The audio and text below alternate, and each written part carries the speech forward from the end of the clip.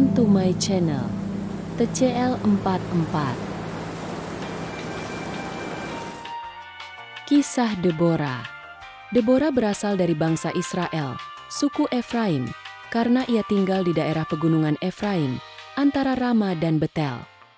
Namanya dalam bahasa Ibrani, Daborah, berarti lebah, yang melambangkan rajin, ulet, dan penuh semangat.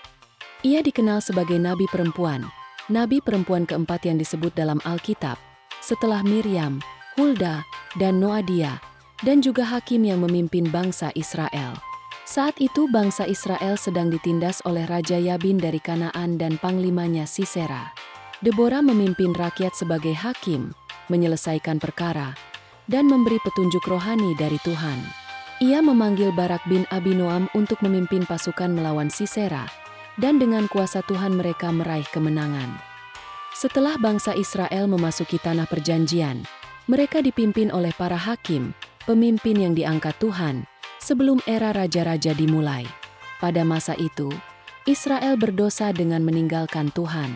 Akibatnya, mereka ditindas oleh Yabin, Raja Kanaan, yang berpusat di Hazor. Panglima pasukannya bernama Sisera, yang memiliki 900 kereta besi, senjata super kuat pada zamannya. Penindasan itu berlangsung 20 tahun, dan rakyat Israel menderita. Deborah adalah seorang nabi perempuan dan juga hakim Israel. Ia duduk di bawah pohon kurma Deborah di pegunungan Efraim, dan bangsa Israel datang kepadanya untuk mencari keadilan.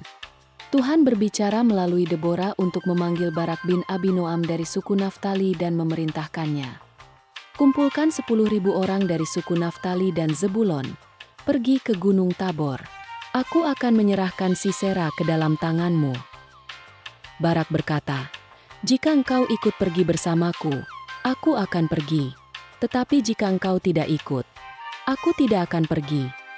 Deborah setuju, tetapi menubuatkan bahwa kehormatan mengalahkan Sisera tidak akan jatuh kepada Barak, melainkan kepada seorang perempuan.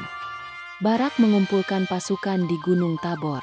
Ketika Sisera mendengar, ia datang dengan seluruh keretanya. Deborah berseru kepada Barak, bangkitlah, sebab hari ini Tuhan telah menyerahkan Sisera ke tanganmu. Dalam pertempuran itu, Tuhan membuat kereta-kereta besi Sisera kacau. Kemungkinan hujan besar membuat tanah becek sehingga kereta tidak bisa bergerak. Barak dan pasukannya mengalahkan seluruh tentara Sisera. Sisera melarikan diri dan mencari perlindungan di kemah Yael, istri Heber orang Keni. Yael menyambutnya, memberi susu, lalu menutupi dia dengan selimut. Ketika Sisera tertidur lelap, Yael mengambil patok kemah dan menancapkannya ke pelipis Sisera hingga tembus ke tanah. Begitulah nubuat Deborah digenapi. Seorang perempuan, Yael, yang mengalahkan musuh. Setelah kemenangan itu, Deborah dan Barak menyanyikan lagu kemenangan yang memuji Tuhan dan memuji keberanian Yael. Lagu itu juga menceritakan bagaimana Tuhan berperang untuk Israel. Pesan moral dari kisah Deborah, Tuhan bisa memakai siapa saja. Deborah menunjukkan bahwa kepemimpinan dan keberanian bukan hanya untuk laki-laki. Ketaatan kepada Tuhan membawa kemenangan. Keberanian muncul dari iman. Deborah berani melawan musuh besar karena percaya Tuhan memimpin. Peran kecil bisa berdampak besar. Yael bukan prajurit, tapi tindakannya menentukan akhir peperangan. Terima kasih masih setia mengikuti channel ini. Tuhan Yesus memberkati.